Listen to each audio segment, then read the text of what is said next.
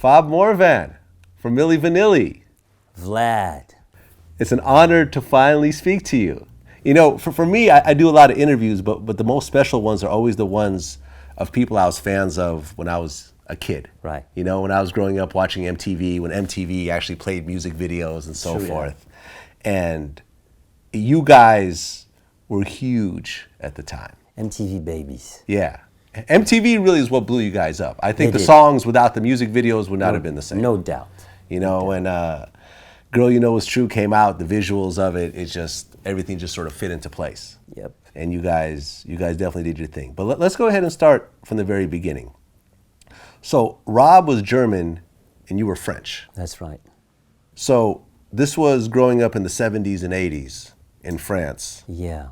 How was it? There was a lot of racism during that time? Because No, I know France- Rob mentioned that he dealt with some in He Germany. definitely dealt with a lot, but France is a little different. It was more, more people from everywhere around the world, from Africa. I'm Creole, the islands. So we have a more international, and living in Paris, which is an international city, we had everything, but he was living in Munich, in Bavaria, and Bavaria is kind of a very conservative part of Germany. And when he was growing up, there were no black kids, so he was the only one. Right. So what happened was at first, got beat up on a lot, but when he became of age and felt himself and got into breakdancing, he got the balls to like, yo, don't mess with me. And then his philosophy was like, it's better to be feared than to be loved. And I was the opposite. Oh. So we had that yin and yang thing going on. Dope. Now he was a breakdancer, but you were not.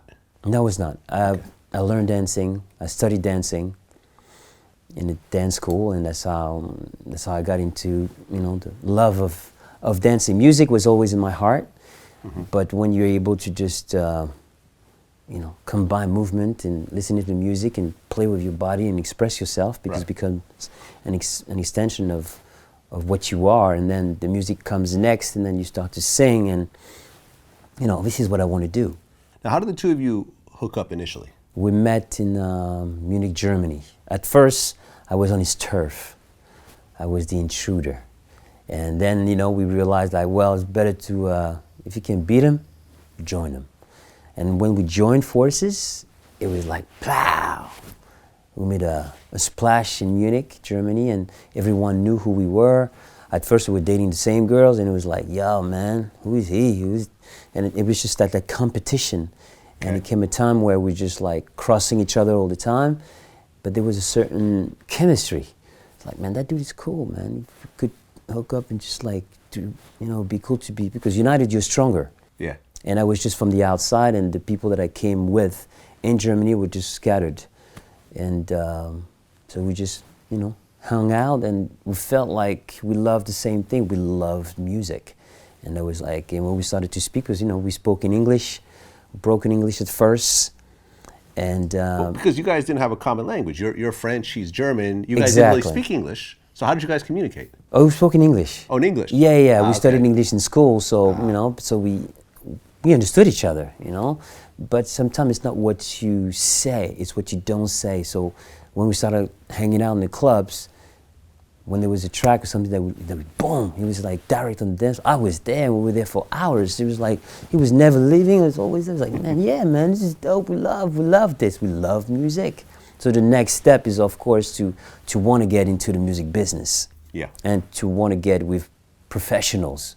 So we were playing soccer with a lot of studio musicians. We used to work with Frank Farian. And from there, we asked them, we'd love to, do something with you guys. And they were busy, so during summertime, they had a break, and we would rehearse with them, and we did a few shows in Munich. Okay. Now, at this point, because at one point you guys were models also? Yeah, we did that too. We paid the bills with that. Okay. And were you guys successful at that, or is it just like little money here and there? No, it was a little money here and there. We're doing shows as well. We're doing... runway type stuff? Yeah, runway type stuff, catalog stuff. And we were doing some dance shows where, it was like a 20 minutes thing. And because you have a certain period of time in Germany, which is during fall, it's called Fasching. And there's a lot of jobs are coming in. So we... Like Fashion Week, basically? No, it's more Carnival. It's called Fasching. Okay. but it's Gotcha. carnival. And during that time, throughout Bavaria, they celebrate like crazy. You have Oktoberfest during that period. Gotcha. And there's a lot of jobs coming in, so we say, why not do like a 25-minute show? And I was doing Michael Jackson. So Everyone was doing Michael Jackson. Yeah, back yeah, then. exactly. And we had a few like, about 20 minutes, and we were working it and stuff. And when that died out, and we met more people, and we do catalog stuff, and just had to survive. But the main focus for us was like, yeah, we gotta get with professionals. So when we performed with the band once, finally people found us, like, oh yeah, we heard, like, yeah, you should come to the studio, and that's how we started getting into the business. Now, at which point did the name Milli Vanilli come about? That was before you guys started. No, working. that was with Frank. That was with the Frank. producer. Yeah. Okay, so you guys weren't called Milli Vanilli before. No. Okay, so you guys are just a group. Did you have a group name before Milli Vanilli? No, it was just Rob and Fab. Rob and Fab. Yeah. Okay. So you guys go and you hook up with Frank Farian? Is that how you pronounce it? That's right, Frank Farian. Frank Farian. So what's interesting about Frank Farian is that he was an established producer already. Yes, big right? time. Boney Big M. time. Boney M. Enormous. Right. Now, Boney M actually has a very interesting story in the way that it connects with you guys. Exactly. Now, Frank Farian, who is a white German producer, Exactly. goes and Picks. he does a song himself with his own vocals. Yeah. But instead of putting himself as the singer, he goes and finds 4 Caribbean people, Yeah. right? That's right. And has them essentially lip syncing Well, just one of them. one of them. Just one of them, Bobby Farrell. The rest were female vocals. Okay. So he went in the studio, did his thing. I don't know exactly what happened with Boney M, but the male vocals were done by Frank. So on you that have part. you have the producer, a white singer doing the vocals that a black lead singer is now lip syncing. That's right. And Boney M ended up getting huge. Listen, man, they sold over 120 million records. 120 I believe that million. they're one of the few with diamonds. Diamond, yeah. One of the few. And their big song was. They had a few My big Baker, there's so many, man. But My Baker was, for me, growing up in Paris, that was one of the biggest one. Actually, Lady Gaga took took that sequence and put it in her song. Oh, so that's actually a Boney M Yeah, kind of sample in a way. it is. Okay. So Frank has had experience already before he meets Milli Vanilli to take someone else's vocals and have a front man Yeah. for those vocals. And he's had tremendous success with that. Tremendous. And Tremendous. which allowed him to have 4 studios, SSL, Neve, Yeah. with a whole rack. Right. And these are $1 million mixing boards you're talking about. Let's not forget about that. Yeah. And that was back in the days. Back in the days. So when you got into his studio, there was like, gold records. He worked with Toto. He worked with Terrence and Darby. Actually, Stevie Wonder Stevie recorded Wonder, I Just Called to Say I Love You. I Just Called to Say I Love You Yeah. in that studio. A lot of people throughout Europe, his compound was very famous for the quality sound that he would produce out of there. So a lot of people went through there. Okay. So he meets you guys. Yeah. And how does the relationship initially start to form between you and Frank? Well, the relationship with Frank started like as, he was the father figure. He was the man. He has the recording studios, the gold records on the wall. So we get in there, we think like, yo, everything's on the up and up. You ain't gonna do nothing. So when it was time to like sign a contract, yo, it's a sign. Little bit of money, okay, cool. How much money was it? Man, it was 1,500 Deutschmark at the time, Which was which is, peanuts, like nothing. a few $100s. Like $1,000 or $1,000. something. Nothing. Nothing. Okay. But for us, at that point, we ain't got nothing. So, you just put your name down here. There was no attorney, no management. Right. We're just like, where do we sign? But did you guys have any music at this point, or No, we did some things, but it was, some demo type stuff? yeah, some demo type stuff. Okay. You know? So he meets you guys, and does he see the vision right away, or does it take a little while for it No, to he form? did. The thing is, we walked into a trap, not knowing it was a trap. Okay. That dude was only looking for one thing, only. Can they perform, and what do they look like? That's all they wanted from us, because obviously they had material already recorded. Because what happened was, what I found out, because I worked with one of the original vocalists, we performed in Germany with John Davis, and he told me that the way it started on his end was like Frank called him, because he would work with Frank constantly, all the time. And he called him and he thought it was just another one of those projects where he would sing on. So dude recorded, and then after that he would come back and he would say, yo man, I know that voice, I know who's singing the other vocals. He's like, no, you don't.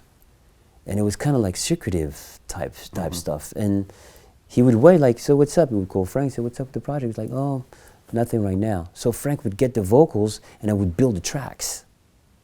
And I would call people again and they would do in that order. Okay. And then what would happen, like, they would, eventually we came into the picture, and when we got started with the project, and that thing went crazy, haywire, then they were in the studio working on the album.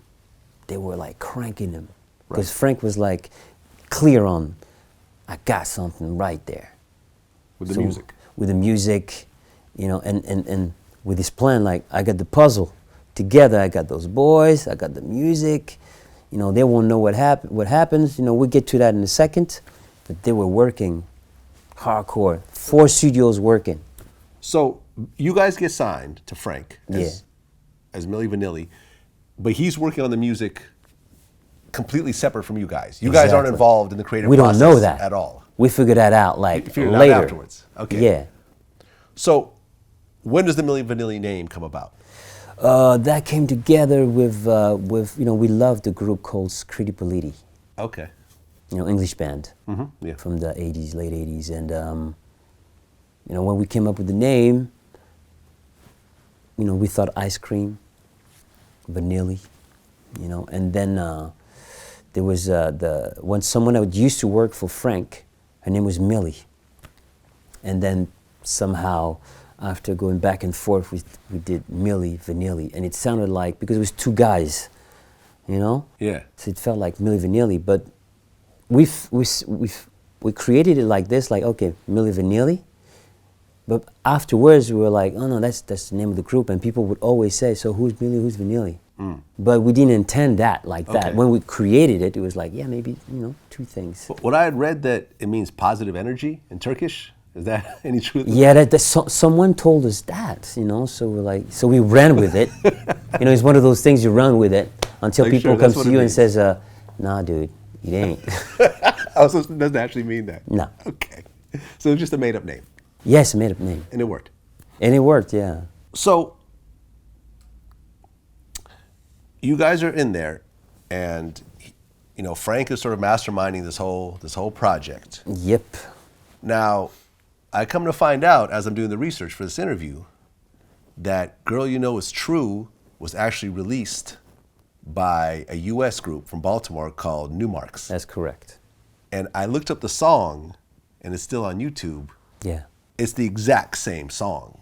Like, there's very little, like, I could see a few subtle changes in it, but it's almost exactly the same in terms of the vocals. Click. Yeah. But the production, when we're talking about Frank Farian and his Yeah. production, then... It's a little different, but I feel like the general melodies Oh, no, it's general, is pretty much there. Overall, and, yes. Who's 100%. Who's ever watching this could actually look it up, and you can see what Right. I'm talking about. So what's interesting about the group Newmarks, it was a Baltimore DJ crew, and one of the guys in Newmarks is Kevin Liles. I know. Kevin Liles, who went on to become the president of Def Jam, the executive vice president of Warner Brothers. That's right. And he's still, I know, I run into Kevin every so often. The man with the Air Force One, Yeah. because he collects Air Force One. Yep. And I think he manages Trey Songz and a bunch of other artists as well. Right. So, did you actually know Kevin Liles, or did you know anything about Newmarks or anything else like that at the time? No, I knew about the group. I knew did? about that. Later, I found out about everything Okay, but later. at the time you had no idea. No idea. Because I guess what had happened was Newmarks had a few somewhat local hits. They released Girl You Know Is True. In the US, it didn't really do anything. But then in Germany, it started to build somewhat of a buzz. That's right. And they're saying that Frank probably heard the song in Germany. Yeah, Frank used to go to this club in Frankfurt, And there were American base in Frankfurt. A lot of Americans were there. And Americans would go and hang in clubs where they would play American music. So Frank used to hang out there and checking out the music. That's how he got his music, and that's how he checked out the people. Even when he created music, he would print a vinyl, go to the club and check it out. Like, yeah, I'd be like, okay, I need to fix this, I need to fix that. But from that club, that's where you heard New Marks. Right. Because he used to work with DJs. Right. As well. And what's interesting, I guess, is that after Kevin Liles went through, co-writing the song and then trying to collect royalties and having all these problems, that's what actually caused him to go and move to New York. And go into business. And go into business in the music industry, and then went on to become the president of Def Jam. Did you ever meet Kevin at some point? No, I never met him. You never met him? No, I never. Crazy. Met him. I believe in something. Action equal reaction. Yeah. Always. And sometimes, you just, a situation can either make you or break you. But if you stand tall through it, stand up and get back to it, you can do your thing. Yeah. You're stronger than Nietzsche. What doesn't kill you makes you stronger. So, Girl You Know Is True. When you heard it, did you hear the New Marks version or did you hear No. Frank's version? How it was, the first time I heard Girl You Know Is True was instrumental. Okay. Stuff was banging, like, whoa. In the big Neve, like, he played, he sat in his chair, like, check this out, boom. And we were like, whoa. I could see myself, like, I was like, I love music, I felt music, and I felt like that was a dope track. Okay, but there's no vocals yet. There's no vocals yet. Even though the vocals had already been recorded on the American version. If I knew how a board would work, I would have seen that was muted.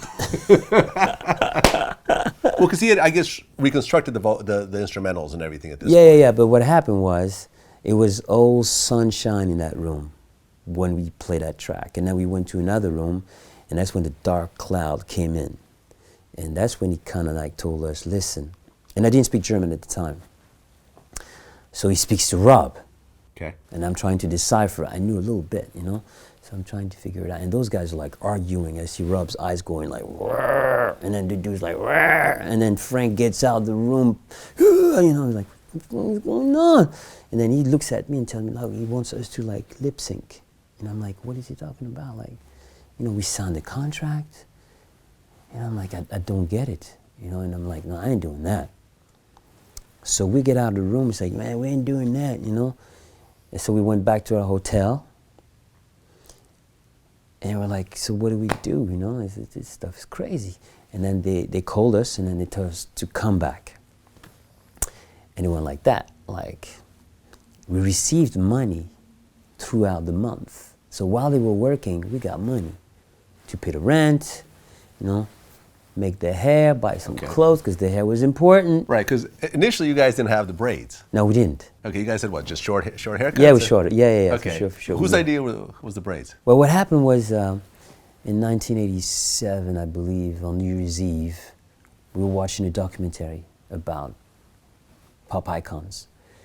And it was very obvious to us, from Elvis Presley, Marilyn Monroe, Bob Marley, and so on, their identity, you'd know who that was because of the hair.